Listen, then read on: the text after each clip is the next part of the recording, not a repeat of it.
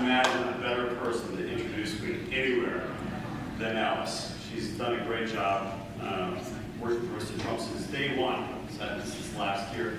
This is not going to be a political speech. I have already promised that it would not be. How many of you remember what you were doing that day on 9/11? Every hand in this room has gone up. And I think it was a moment when our country changed.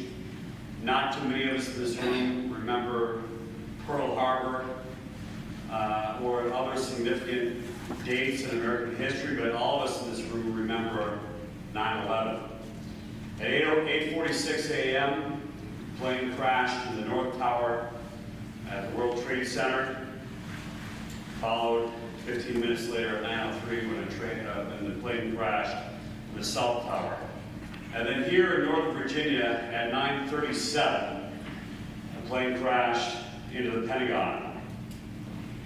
And finally at 10:03, when the heroes took control of the aircraft before it crashed in the field at Shanksville, Pennsylvania, probably sparing lives of many other Americans here in the Washington, D.C. area. We believe the plane, of course, was headed toward the Washington area, potentially toward the White House and the Capitol.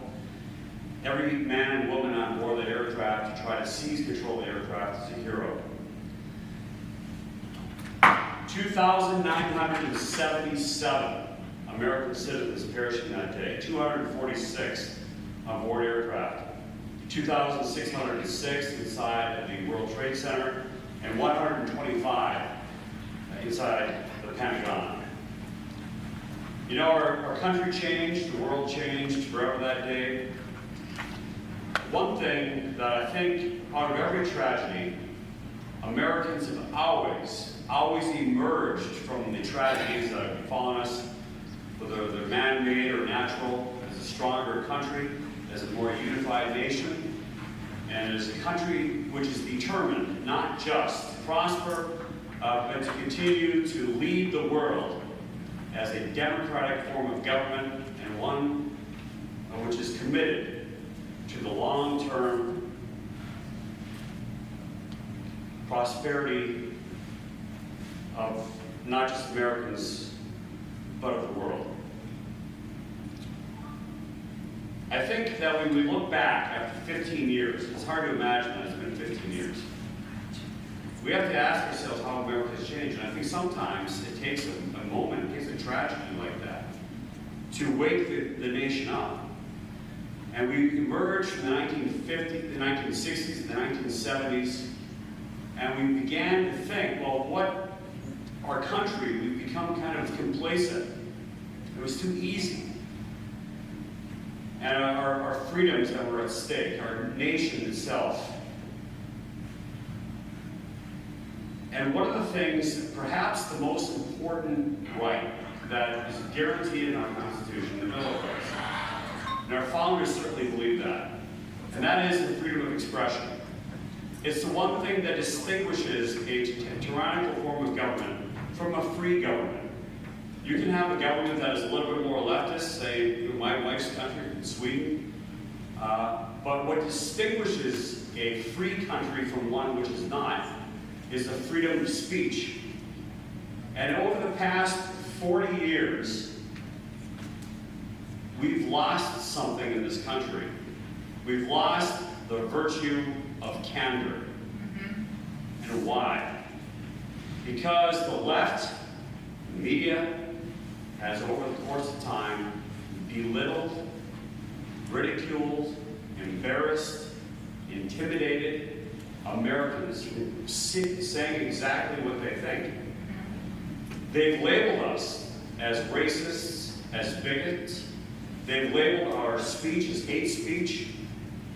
And now when a country that is afraid, a people that is afraid to say what they think, no longer is free, no longer really has that freedom of speech. And I think that after all these years, one of the things that emerged out of 9/11 is that we were like, look, we are going to do whatever it takes to make sure that our country will continue to prosper in the future. I think we're at that pivotal moment in American history where we've got to make a choice today, on November 8th, whether we're going to choose a side that is going to make sure that all Americans can speak their mind and that we will continue as a free country. I don't want to continue much longer, but I do want to say, I want to thank Shirley Miles. I want to thank you for putting this event together. I want to thank Alice Butler Short for all of your efforts. And I do want to I want to thank each and every one of you, because there's probably no group of citizens here in the Commonwealth of Virginia, then right here in Alexandria, then in Arlington and North Virginia, we felt so hard the impacts of 9/11 and the lessons that are to be learned.